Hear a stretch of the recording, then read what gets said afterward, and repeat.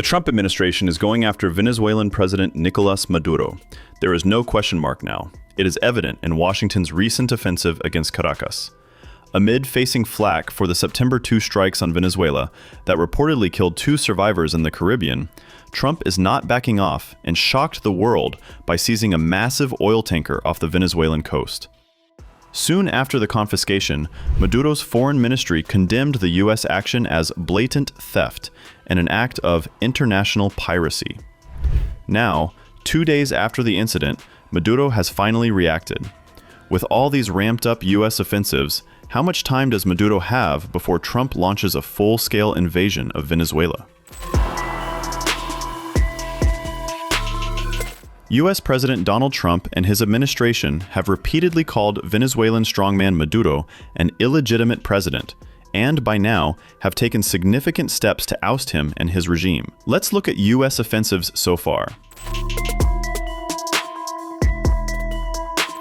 The U.S. began its offensives against Venezuela in September by launching massive airstrikes on alleged drug boats. The mission, named Operation Southern Spear, claims to target narco-terrorists and crack down on narco-terrorism. The administration is under scrutiny from both Republican and Democratic lawmakers for allegedly killing 2 survivors in the September 2 strikes.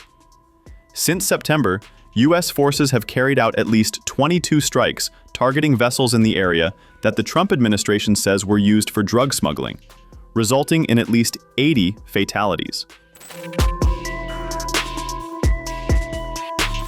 The U.S. military buildup in the Caribbean began in August with air and naval deployments, including a nuclear submarine and surveillance aircraft, officials say.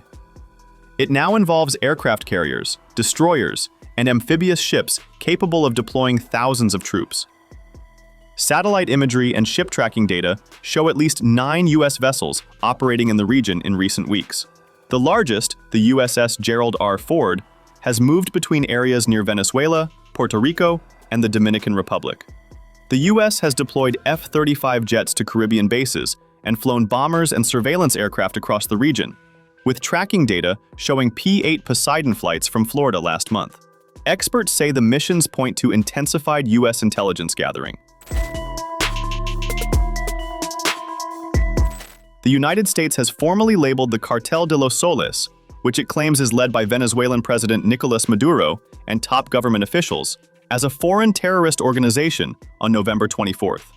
Such a designation expands the authority of U.S. law enforcement and military agencies to pursue, disrupt, and dismantle the group. The United States seized a sanctioned oil tanker off the Venezuelan coast on December 10th. Following Washington's sudden action, oil prices spiked and tensions between the two countries escalated further. A 45-second unclassified clip showed 2 helicopters closing in on the ship as armed, camouflage-clad personnel rappelled down onto the vessel.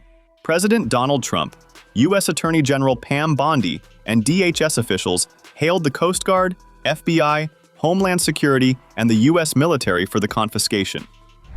As you probably know, we've just seized a tanker on the coast of Venezuela, a large tanker, very large. Largest one ever seized, actually.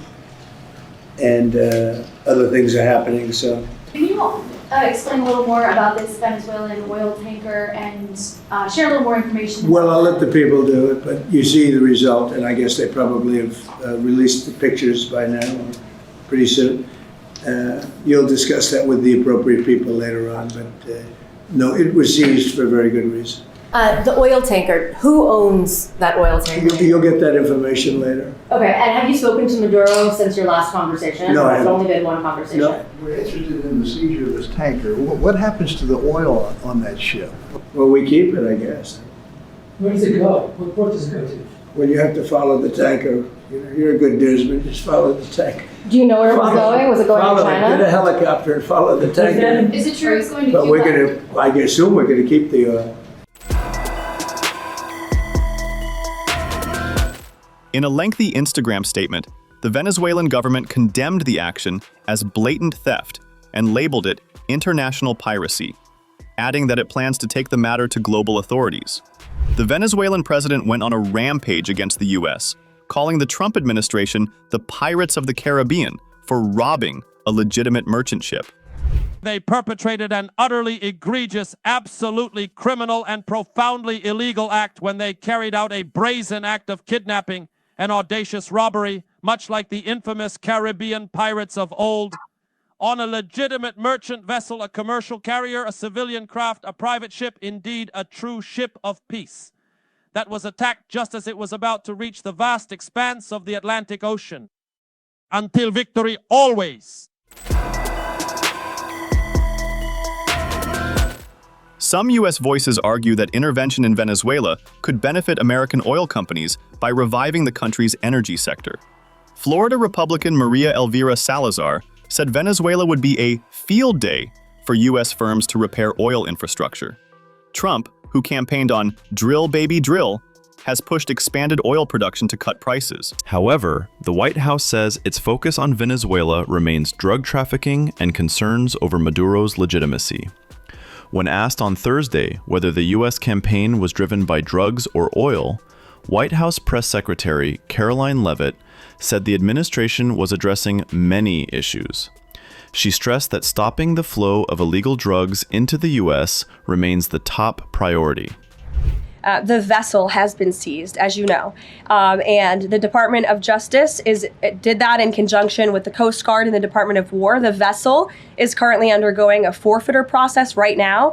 The United States currently has a full investigative team on the ground on the vessel, and individuals on board the vessel are being interviewed and any relevant evidence is being seized. With respect to the oil, that's a different issue. As you know, Peter, the vessel will go to a U.S. port, and the United States does intend to seize the oil. However, there is a legal process for the seizure of that oil, and that legal process will be followed. What I will tell you, Peter, is that the Trump administration is focused on doing many things in the Western Hemisphere. The president has taken a new approach that has not been taken by any administration for quite some time to actually focus on what's going on in our own backyard. And there are two things that are very important to this administration. Number one, stopping the flow of illegal drugs into the United States of America, which we know has killed hundreds of thousands of Americans.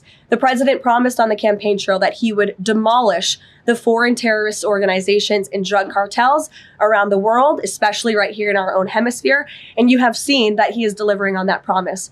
With respect to the oil and what happened yesterday, the Department of Justice requested and was approved for a warrant to seize a vessel because it's a sanctioned shadow vessel known for carrying black market sanctioned oil to the IRGC, which you know is a sanctioned entity. So the president is committed to stopping the illegal flow of drugs into our country. He's also fully committed to effectuating this administration's sanction policy, and that's what you saw and the world saw take place yesterday. I think the president considers the seizure of the oil tanker as effectuating the administration's sanction policies, which I've already discussed previously.